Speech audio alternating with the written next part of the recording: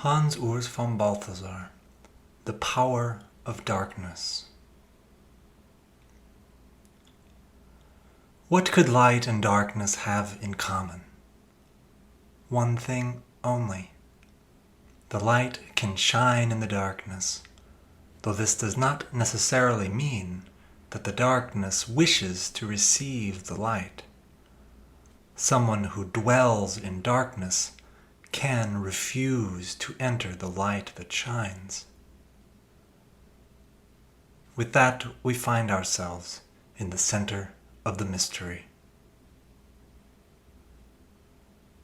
From one perspective, the dawning of light in darkness may seem natural and neutral.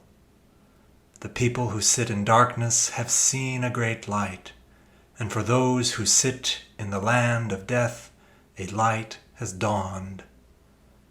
Yet mere sitting can also be described as a deliberate walking.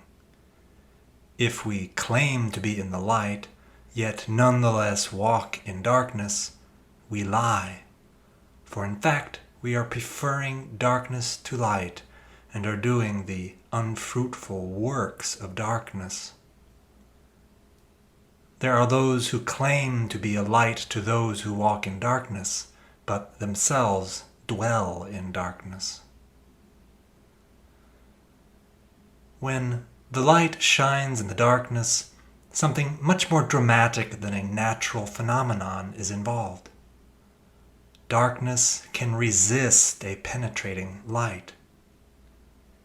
Because it has this power, Jesus could tell his tormentors as he entered upon his passion, "This is your hour and the power of darkness." Not merely a human, but a satanic power directed against God is portrayed as the powers, rulers of this dark world, evil spirits. This darkness has not comprehended the light that appears in its midst because it has not been grasped by it. How will mankind, sitting in this realm of darkness and the shadow of death, receive the light that makes its appearance? One can speak of an excess of love that snatches people from the power of darkness. It can also be expressed with less violence. God, who calls you from darkness to his marvelous light. Thus, on the one hand, an overpowering light, as in the parable of the stronger man who ties up the strong man in order to enter his house and rob him of his goods. On the other hand, we find a degree of human willingness to enter into the light, bringing one's inner darkness along, to become a child of the light.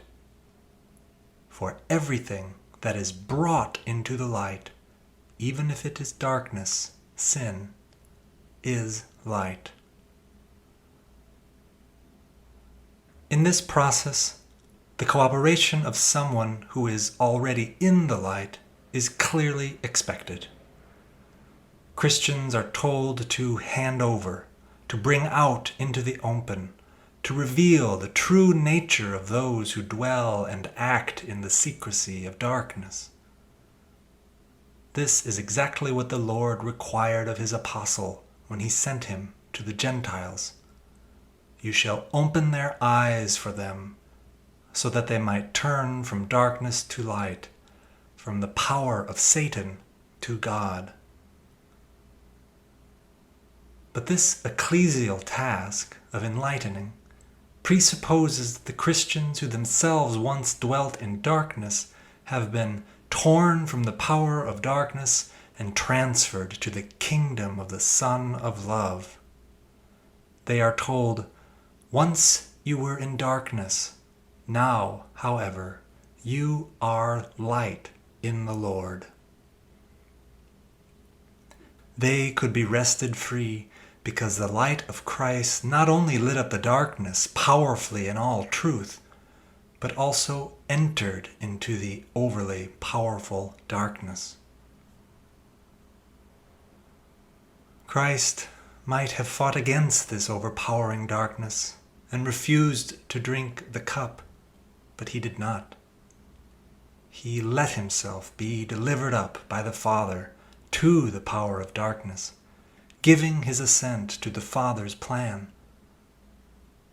God's omnipotence gives to the opposing power the power to surrender life to death.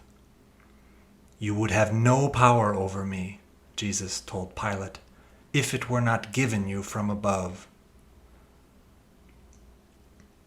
In order for God's light truly to shine in the darkness must, as it were, receive it into itself, wrap itself around it. Only in this way is darkness conquered from within. Dux vitae mortuus regnat vivus. The living leader of life, having died, reigns alive. Delivered from darkness, Christian life continues to the end under the command, "Walk as children of the light." The Johannine Christ puts it with great intensity. "I am the light of the world. Yet for a little while the light is among you. As long as you have the light, walk in the light, lest darkness overtake you. He who walks in darkness knows not where he is going. Believe in the light as long as you have the light, so that you may become children of light."